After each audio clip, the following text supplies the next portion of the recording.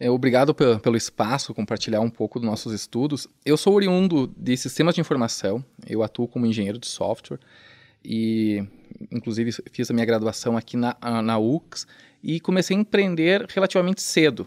Então, diferente do Matheus, que tem uma trajetória mais acadêmica, por mais que esteja conectada com o mercado, eu era 100% mercado, desenvolvendo software, vendendo soluções sob medida. E sempre me atraiu a inteligência artificial pela capacidade que ela dava ao software e dá de automatizar com maior riqueza alguns recursos, aonde parecia até mágico para alguns usuários. Nossa, eu demoro tanto para chegar neste resultado e o sistema conseguiu me entregar isso com tanta rapidez, com tanta facilidade. E antes da pandemia um pouco, eu estava seguindo a vida de empreendedor com startups, inovação, viagens internacionais, eventos, mas muito dentro do ecossistema de inovação. E eu sentia que precisava me aproximar mais da academia, do processo científico, e surgiu nesta época um doutorando que buscava uma empresa que fosse parceira dele para fazer uma modalidade de doutorado, que é o doutorado acadêmico em inovação, e topei, entrei com a minha empresa e comecei então a conviver mais aqui nos ambientes da UX. Então surgiu um convite se eu gostaria de ingressar para a administração. E não foi de imediato que eu disse assim, não é a administração que eu quero. Eu tinha a impressão que a administração não iria conseguir atender os meus anseios de desenvolver tecnologia, inteligência artificial. Mas conforme o tempo foi passando, eu fui vendo que a administração em si, que é uma ciência social, ela não tem fronteiras bem delimitadas. Isso é bom, que a partir da administração eu posso expandir, me aprofundar em qualquer conhecimento, em qualquer área. E resolvi entrar, e conforme eu ingressei, eu vi que os meus colegas não eram oriundos da administração. Dentro do programa de pós-graduação em administração na UX, nós temos muitos arquitetos, tem advogados, tem engenheiros, né, engenheiros no caso da produção, engenharia mecânica, elétrica, no meu caso engenharia do software. E conforme eu consegui, então, realmente viver este meio acadêmico e fui me habituando, que é um modo diferente de pensar também, porque nós estamos falando agora de ciência. E o mercado, o Matheus citou um exemplo, olha, não era um estudo aquele científico, era um estudo de uma consultoria. Tá, mas tem diferença? Tem. E eu consegui conviver de modo harmonioso com esses dois mundos. O mercado precisando resolver os problemas de imediato, aplicando inteligência artificial, às vezes também sem a devida base teórica, né, com todos os parâmetros necessários para a gente dar o tal rigor, mas resolvendo o problema. Só que, por outro lado, aprendendo a pesquisar, a identificar um método, a aplicá-lo no melhor contexto possível. E está sendo muito gratificante. E hoje, o Matheus, inclusive, é meu orientador, eu planejo, assim como ele, fazer parte do meu doutorado fora do Brasil. Nós estamos vendo nos Estados Unidos algumas universidades e bastante focado na inteligência artificial, que é software, por mais que seja no programa de administração. Nós começamos a identificar estes fenômenos, né? A tecnologia evoluindo muito rápido, medos e por outro lado também um entusiasmo muito grande. Nossa, eu vou poder automatizar, reduzir meu quadro de funcionários. Em maio de 2022, eu fui para o Vale do Silício fazer uma missão acadêmica e profissional, conhecer empresas. E lá se falava bastante sobre eliminar os intermediários na cadeia produtiva por robôs, inteligência artificial, automação. E eu estava num grupo de pessoas, né, brasileiros, que tinha ali empresários, alguns acadêmicos. Mas eu lembro que depois da visita, né, nessa empresa, que é a Circuit Lounge, em Auckland, no Vale do Silício, algumas pessoas me procuraram muito preocupadas, dizendo: Ederson, você que é da tecnologia, realmente a inteligência artificial ameaça empregos? Tudo que foi falado é verdade. Sim, assim como várias profissões do passado não existem mais, né? Várias profissões da atualidade não existirão no futuro. Porque eu fico preocupado com meus filhos, com a minha família e tudo mais. E eu fiquei pensando naquilo porque eu estava tranquilo, porque eu entendo como a tecnologia funciona, mas quem não era da tecnologia ficava muito preocupado. Então, retornei para o Brasil e eu comentei com o professor Matheus, eu estou seguindo um caminho de desenvolvimento de inteligência artificial para a indústria, para a segurança do trabalho, partindo da premissa que todo mundo acha isso bonito e quer usar. Mas será mesmo?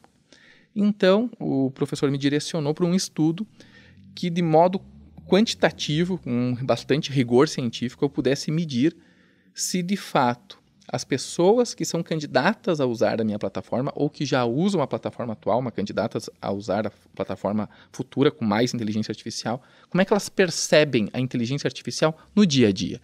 Dizendo se uma máquina é perigosa ou não, qual medida deve ser tomada para elevar a segurança, mitigar os riscos de um eventual acidente. E conforme o pessoal começou a responder, como era uma pesquisa que tem essa natureza quantitativa, né, que é múltipla escolha, eu deixei um campo de observações em aberto para que as pessoas pudessem escrever um pouco mais. Além dessas perguntas, baseado num modelo que você já me ajudou a entender um pouco do fenômeno, me fale um pouco mais. E os comentários não eram positivos. Eram realmente de medo, de dúvida, e isso me levou para um segundo estudo, que daí ele tem essa natureza realmente qualitativa, de entender melhor, mas não colocando uma verdade como posta, como neste caso, dizendo assim, eu acredito que a inteligência artificial é algo bom. A questão é, qual é a sua percepção quanto à inteligência artificial? E deixei o pessoal falar. E ali descobrimos mais coisas, inclusive, que é um certo analfabetismo quanto à inteligência artificial, que as pessoas sequer sabem o que é, e davam exemplos que não eram relacionados com a inteligência artificial, mas sim com a tecnologia, a automação, com outras áreas. E isso ligou um alerta. Como a gente já faz parte hoje de um instituto que debate a inteligência artificial quanto aos pilares que foram comentados, a gente viu que, de fato, nós temos um compromisso como pesquisadores, como empreendedores, de ajudar a indústria nacional, inicialmente, né? Então, mas claro que é um passo por vez. Então, hoje a gente já tem ações aqui na região, eu estou dando uma série de palestras, um canal no YouTube também, desmistificando um pouco o que é a inteligência artificial, como é que ela pode ser aproveitada e, se tem ameaças, como é que nós podemos nos defender quanto a estas ameaças. Exato. E em relação em que momento da vida devemos nos envolver com o IA? Eu acho que é o centro desta questão. Nós temos a minha orientadora, a professora da UFRGS, a Karine Weber, inclusive, que ela tem estudos e faz uma defesa, alguns movimentos, para que as crianças, já no jardim de infância, ali no primário, tenham acesso a lógica, nem que de modo lúdico, com robôs, né, como tem Lego, mas tem outras tecnologias que permitem, então, o raciocínio lógico, mas também já conduzindo para o entendimento da inteligência artificial. Porque quando uma criança de 2, 3 anos está com um tablet na mão, assistindo no YouTube vídeos, é uma inteligência artificial que está interagindo com ela. Então, os pais ignoram isso, as crianças muito mais, só que em nenhum momento, dentro do plano atual de educação, seja a educação da casa ou a educação provida, né, por Estado ou pela iniciativa privada, está tocando no assunto. Quase um tabu. É quase um tabu, mas o tabu é aquilo que ainda que é conhecido e eu procuro não falar sobre. A questão aqui é que as pessoas, a grande maioria, eu acredito, isso a gente está tentando descobrir, sequer sabe que isso existe, ainda não tomou consciência que a inteligência artificial está ali. Eu tenho um exemplo que é o do meu canal. No início do ano eu resolvi, 1º de janeiro, eu vou criar um canal e começar a falar sobre inteligência artificial. Mandei para algumas pessoas, alguns familiares disseram assim, isso não me interessa, é muito técnico, tem que pensar muito. Mas não, ele já está aí contigo, a inteligência artificial, não adianta você querer fugir, né? Mas é uma ignorância relativa ao tema que tem fortes consequências, conforme a gente viu, e tem um outro aspecto quem é que vai criar as leis?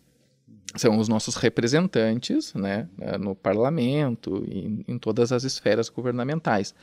Será que também eles estão preparados para isso? E geralmente a legislação ela vem posterior à inovação. Então, vai ter um atraso muito grande, mas como é que a gente vai se organizar enquanto sociedade? Isso deverá acontecer em microambientes. Então, a UX, por exemplo, pode criar um movimento, um instituto, interagir com algumas escolas, pode acontecer alguma coisa em Caxias, região, mas enquanto o Brasil, por exemplo, é algo realmente ainda muito desafiador e sem uma resposta. Eu vou trazer 2 pontos de vista. A questão do meu ponto de vista que eu vi, principalmente em algumas viagens, e do Kai-Fu Lee, que escreveu o livro Inteligência Artificial, e ele foi CEO da Google na Ásia. Então, primeiro, dele que é uma autoridade. O Kai-Fu Lee diz o seguinte: sim, a inteligência artificial ela vai substituir muitas pessoas por algoritmos, por automação, por robótica, e algo precisa ser feito. Inclusive, ele sugere no livro que a IA seja taxada. Então, a gente estava falando sobre identificar a IA. Então, a IA ela vai ter meio que um CPF e né, um outro CP alguma coisa, né? E vai pagar imposto. Isso vai gerar uma reserva de dinheiro para o Estado que deverá cuidar socialmente das pessoas que não conseguiram acompanhar a evolução tecnológica. Então, inclusive, ele cria alguns ensaios dizendo o seguinte: tá, mas a gente não vai simplesmente dar dinheiro para as pessoas ficarem sem fazer nada, porque agora a inteligência artificial trabalha para elas. O que a gente pode fazer? As pessoas vão desempenhar algumas atividades que continuarão sendo nativamente humanas, como cuidar de idosos, de animais, cuidar de um canteiro, da rua, e essas pessoas então vão ter lá um cartão do Estado para poder fazer os seus saques. Então, quem vive mais intensamente a criação em larga escala de inteligência artificial já tem certeza que vai acontecer e é uma questão de tempo, e inclusive agora com o ChatGPT, com esse avanço, meio que a gente avançou uma década teórica na prática. Foi muito rápido. E referente ao que eu vi, pegar agora a última viagem para o Vale do Silício, aonde carros autônomos estão por todas as ruas, diversas marcas, né, diversos logotipos nos carros. Não é mais só uma empresa, existe uma corrida muito grande para que isso ocorra. Os postos de gasolina, eles já não têm frentistas em alguns países há muito tempo. E hoje em dia, inclusive, com braços mecânicos, tem alguns vídeos rolando na internet que o motorista não precisa mais descer do carro e ele mesmo abastecer. O braço robótico já faz o abastecimento, os próprios pedágios, que também não tem um operador dando troco, e já é possível, então, passar com o carro e com sensores, se faz a identificação do veículo, faz a cobrança, debita os créditos e tudo mais. E daí que me gerou a curiosidade que eu perguntei para o Alex Dantas, que é um brasileiro que tem a Circuit Lounge, que é este cowork, é um hub de inovação em robótica, inteligência artificial. O porquê isso? E o que vai acontecer com as pessoas? Ele até respondeu: este problema não é meu. O meu objetivo aqui é ajudar a automatizar. O problema do emprego será de outras pessoas. Mas o porquê? Porque as empresas levam até ele a dificuldade de mão de obra. É que a gente está olhando sob uma ótica que tem pessoas procurando emprego e aí a gente vai deixar mais escasso ainda. E daí tem uma outra ótica que é: eu tenho muitas atividades, muitos problemas para serem resolvidos, eu não tenho mão de obra, ou a minha mão de obra ela é um problema. A empresa de transporte coletivo por aplicativo, é a maior do mundo, ela tem muitos problemas com os seus motoristas, e ela investe muito para que não tenha mais motoristas no futuro. E aí tem a questão da legislação: será que vai permitir ou não? As grandes conseguem tudo o que elas querem. Então, vai acontecer sim de a gente chamar, né, o transporte aquele por aplicativo e chegar um carro sem motorista na nossa frente. Tenho certeza disso. Sim, perfeito. O doutorado, ele está me dando essa oportunidade de me aprofundar na gestão das normas regulamentadoras, normas técnicas para a segurança do trabalho no Brasil. Então, eu empreendo já faz aí cerca de 15 anos e, mais especificamente, eu acho que a metade desse período, em uns 7 anos, eu estou desenvolvendo software para parte de compliance, de conformidade na indústria, que As operações, seja o manejo de uma máquina, seja o manejo de um vaso de pressão, de uma caldeira, de painéis elétricos, entrar no espaço confinado, que seja feito com segurança. Este é o grande ponto. E a inteligência artificial, então, tem essa capacidade de potencializar, aumentar, né, a capacidade humana para fazer algumas atividades. E, inclusive, quando eu tomei a decisão de ingressar no doutorado, eu inscrevi o projeto, a tese, para aplicar a inteligência artificial na indústria como uma plataforma internacional, levar a tecnologia, inclusive que está hoje no Brasil e sediada em Caxias do Sul, para todo o mundo, visando salvar vidas.